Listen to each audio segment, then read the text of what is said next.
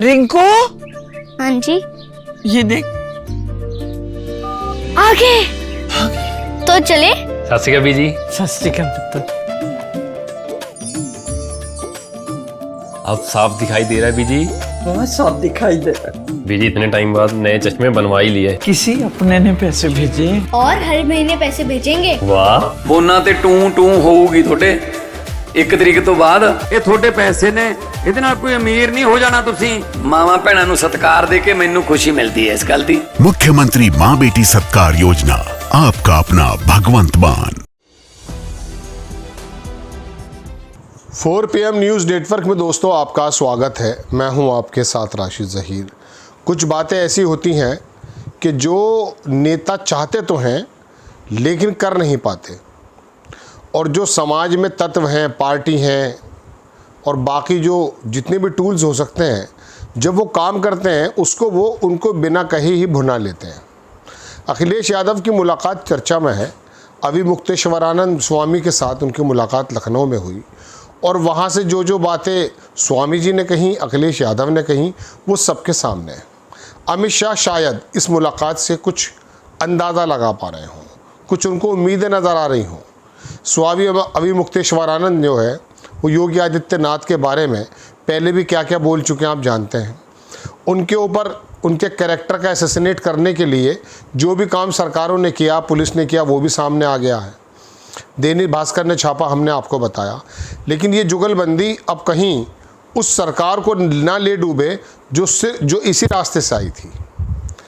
Bharatiya Janata party और RSS ने देश में जिस प्रकार से धर्म का इस्तेमाल करते हुए सत्ता पर काबिज हुए, लग ये रहा है दोस्तों कि राम मंदिर की चढ़ावा चोरी पर जो इल्ज़ामात लगे हैं और जिस प्रकार से अखिलेश यादव और ये स्वामी अभी मुक्तेश्वरानंद की मुलाकात हुई है, जो इन लोगों ने कहा है, योगी आदित्यनाथ के भी खिलाफ कुछ कहा है, उससे लग ये रहा है कि ये लोग जो धर्म के रास्ते आए थे, धर्म ही इनको निगल लेगा। क्योंकि इनकी जो इच्छा थी, इनकी जो मैं कह सकता हूँ कि इनका जो इंटेंशन थी कि धर्म के रास्ते से बहुत दिन तक हम लोगों को अफीम चटाकर रखेंगे, वो शायद अब खुद ही खुलती नज़र आ रही है। इसमें कोई दो राय नहीं कि भारतीय जनता पार्टी को वोट देने वाले भक्तों के पास कोई दूसरा रास्ता नहीं होगा। लेकिन राहुल गांधी जैसा विकल्प उत्तर प्रदेश में बड़ी मजबूती से उभर रहा है, जिससे अखिलेश यादव भी परेशान है। खैर, तो अब मैं आपको ये बताने के लिए हाजिर हुआ था कि इन दोनों की मुलाकातों से जहां योगी आदित्यनाथ का सिंहासन डोल सकता है, वहां पर हो सकता अमित शाह के लिए ये एक सुखद खबर हो। ये सीन जिसमें वो दोनों तस्वीरों में नज़र आ रहे हैं, जो मैं लगा रहा हूँ आपकी स्क्रीन पर, हो सकता अमित शाह के लिए सुखद स्क्रीन हो। क्यों? देखिए, प्रधानमंत्री पद बड़ा, इससे ज़्यादा सर्वोच्च पद क्या हो सकता है। और आप ये जानते हैं कि जाने अनजाने में योगी आदित्यनाथ इस पद के दावेदार बन गए। देश के अंदर एक तबका ऐसा तो बन ही गया है, RSS ने और BJP ने अपनी हार्डकोर राजनीति के ज़रिए, कि जो बहुत ज़्यादा ज़ायनिस्ट टाइप का है, बहुत ज़्यादा दक्षिणपंथी टाइप का है। वो चाहता है कि बुलडोज़र चले, मार दें, काट दें, मुल्लों के पेच टाइट कर दें। ऐसा जो समूह है वो योगी आदित्यनाथ को बहुत पसंद करता है, BJP को भी करता है। लेकिन ऐसे में ये योगी आदित्यनाथ को जो लोग जगह जगह स्टार कैंपेनर के रूप में बुलाने लगे थे, अमित शाह के नज़र में जब ही खटक गए थे कि प्रधानमंत्री मोदी के बाद अगर किसी का नंबर है तो वो अमित शाह का है। अब ये जो नेता जब भी कभी निकल कर आते हैं, वो शिवराज हो या जो भी दूसरे नेता हों, जिनको लगता यह है कि राष्ट्रीय पटल पर अपनी छवि को मजबूत कर रहे हैं, उनको ये लोग साइडलाइन कर देते हैं। योगी आदित्यनाथ को साइडलाइन केंद्र नहीं कर पाया है। उन्होंने अपने शानदार संचालन से उत्तर प्रदेश में वो धर्म से दमन तक आया है, इसमें कोई दो राय नहीं, ऐसा लोगों का आरोप है।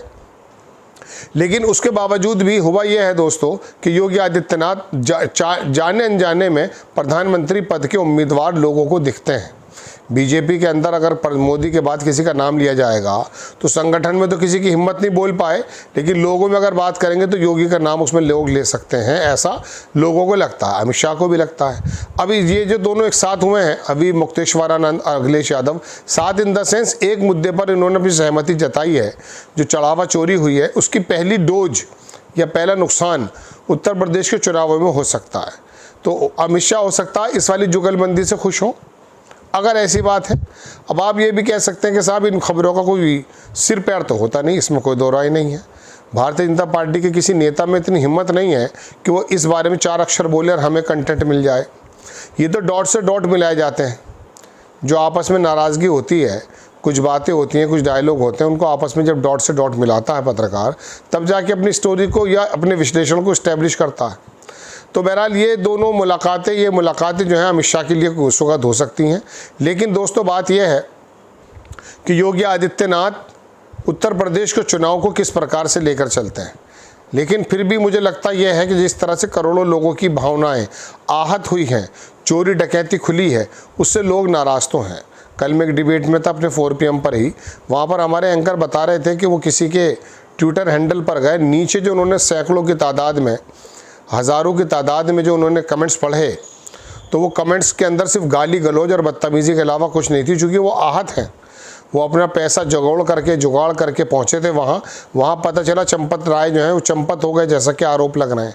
अब ये छोटे मोटे लोगों को आगे करके बता देंगे। और वो अनुपम क्या नाम उसका, अनुपम खैर, उसका आया कि चोरी अगर होती है तो पूरे घर पर लाछन नहीं लगाया जाता, बात ठीक है। लेकिन चोरी जब होती है तो घर का बड़ा बताता है कि इसकी गलती है, इसकी नहीं है, छुपाया नहीं जाता है। PM केयर फंड की तरह चुपचाप नहीं बैठा जाता है, बताया जाता है। जिनका पैसा, जिनकी आस्था पर डकैती पड़ी है, उनसे कहा जाता है। जिस तरह से राम मंदिर का श्रेय लेने के लिए एक भारतीय जनता पार्टी का एक कार्यकर्ता आगे आ गया, उसने नहीं कहा कि सुप्रीम कोर्ट ने ये वर्डिक्ट दिया है, सुप्रीम कोर्ट की तरफ से फैसला आया है। उसने ये नहीं कहा कि मोदी जी के इशारे पर ये सारे काम हुए हैं। उसने तो कहा भारतीय जनता पार्टी ने काम कर दिखाया, लोगों के सामने काम जो है मंदिर भी बना। हालांकि वो उत्तर प्रदेश के उस अयोध्या में, फैज़ाबाद में, जिस तरह से भारतीय जनता पार्टी है उससे आहत होंगे। उत्तर प्रदेश के मेरठ में जो श्री रामचंद्र का रोल करने वाले अरुण गोविल थे, वो भी हारते हारते बचे, 10-12 हज़ार वोटों से जीत गए इत्तफाक से।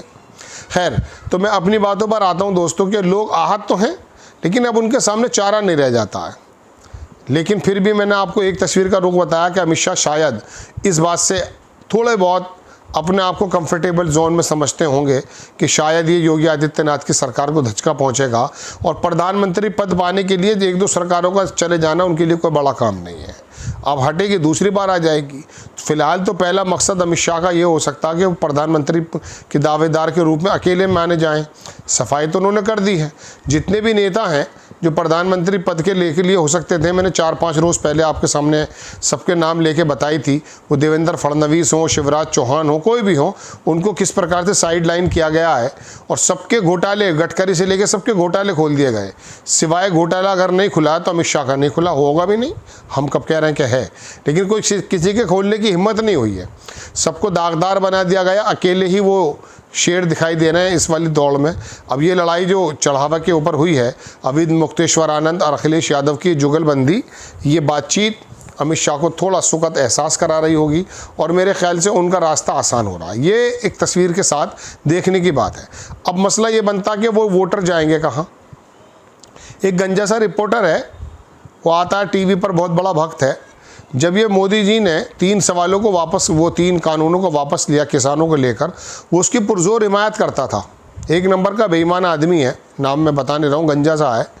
तो वो आकर के उसकी समझ में नहीं आया कि मैं करूँ तो क्या करूँ। मोदी जी ने जब वापस ले लिया तो अब वो टीवी पर बदनाम हो चुका था, उसके पक्ष में दलीलें रखता था। ऐसे में उसको जलील होने के अलावा कुछ नहीं होना पड़ा। वो सिर्फ जैसा है ना, बिल्ली सियानी बिल्ली खम्बा नोचे, ऐसी स्थिति हो गई। अब इन वोटर्स के साथ क्या होगा अगर मिसाल के तौर पर कि ये तमाम चीज़ें जो चढ़ावा चोरी है वो अपने आप को लुटा हुआ महसूस कर रहे हैं। अब ऐसे में राहुल गांधी नज़र आते हैं जो उत्तर प्रदेश में थोड़े एक्टिव भी हैं। ये खबर का तीसरा पहलू है। जय हिंद।